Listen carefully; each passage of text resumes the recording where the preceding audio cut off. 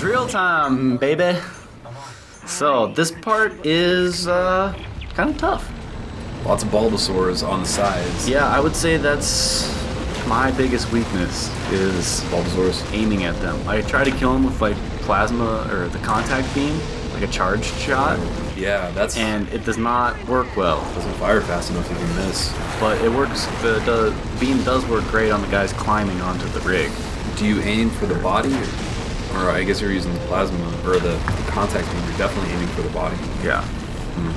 I would have used the plasma cutter Yes. in your situation and gone for the tentacles, not the body.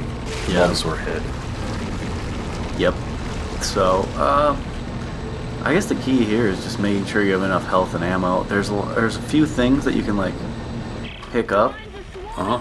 Like there's some explosive barrels. But considering you just And there's destroyed like toddlers for like 5 minutes, it's there was like a probably not large worth it. health pack right there, Oh, which I think is worth picking up. yeah.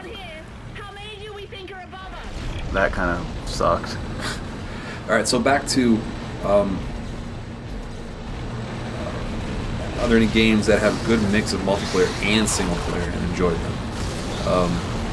StarCraft has good both, but not like single player I can play for itself on its own and stay interested in it when multiplayer is available. Okay. And like Halo, I'll play through it once and then never play it again and only play multiplayer. But I think you could go for, if you were trying to go for brutal difficulty on StarCraft. No, that's not fun because that's cheating AI.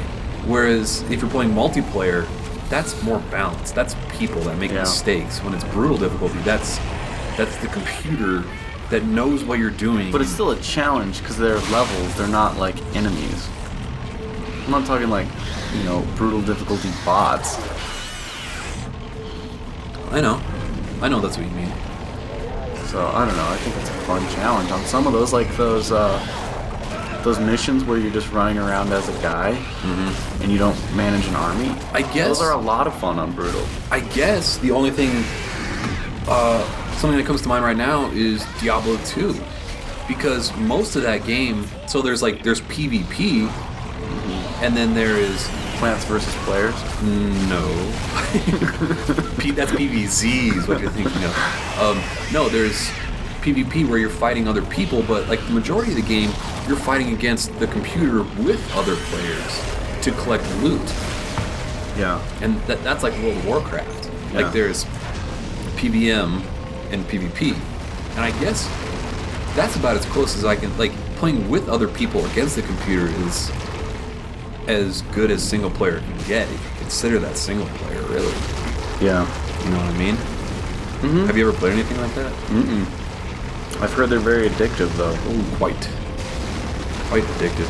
Even Resistance 2 had something like that. They had the single player, then they had like The co-op multiplayer. the co-op multiplayer where it wasn't single player levels, it was like levels that you could play over and over again and level up your PvP player.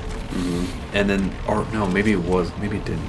Anyway, but then there was also the multiplayer, like, arenas, 4-on-4, 8-on-8, whatever it was. Yeah. So yeah, I'd say like Diablo 2 is probably the closest thing to A good mix. a good mix, yeah. Well, thanks for the question, Jedi Protector. Nothing else you want to add to that? Straight ahead. We do have a giant drill. I mean, I'm riding on top of this thing, right? I'm thinking of stuff, and multiplayer is basically, my multiplayer experience is limited to the Xbox 360.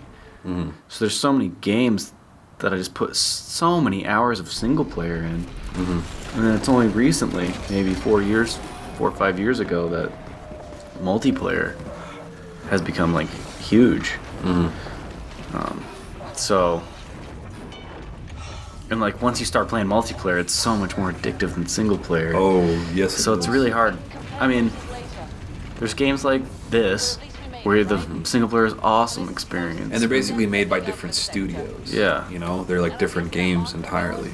And you need to have both, I think. To be a well-rounded gamer. to sell well, I think they need to have both. But then there's games like Counter-Strike that basically only I think as a multiplayer. gamer, you need to own a game that you really like for single player and own a game you really like for multiplayer. I can, if I wasn't doing this site, I would own one game for multiplayer and play nothing but that, Yeah. and then go from single player to single player. Yeah.